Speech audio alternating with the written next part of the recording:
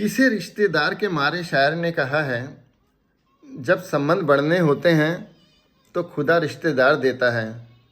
पता नहीं बेकार की बातों को कौन हवा देता है। शायद इस रिश्तेदारी की बातों को मुझे और क्लियर करना पड़ेगा। देखिए, दुश्मनी के लिहाज से दुश्मनों को हम 4 भागों में बांट सकते हैं। जानने वाले, दुश्मन, जानी दुश्मन और रिश्तेदार।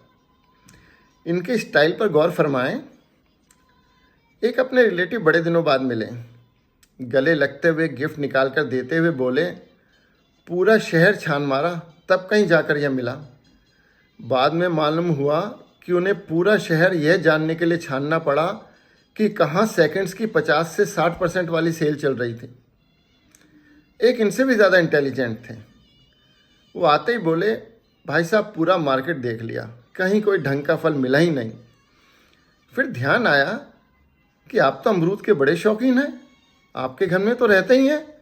जब पिछली बार खाए थे तो कुछ कमी सी लग रही थी, इसलिए मैं थोड़ा सा लाहौरी नमक लेके आया हूँ, इसके साथ खाएंगे।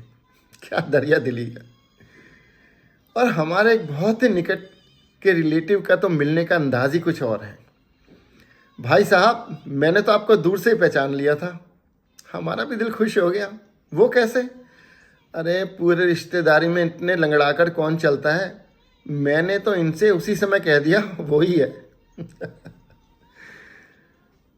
बस इसी गलतफहमी में ज़िंदगी गुजार दी मैंने।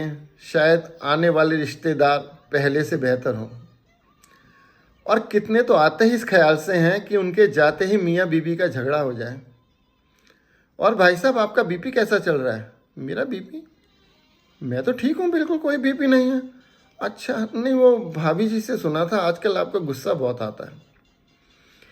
अब उनके जाते ही पत्नी से तो पूछना लाजमी है कि हमारी तू मैं की बातें इन्हें कैसे पता चली।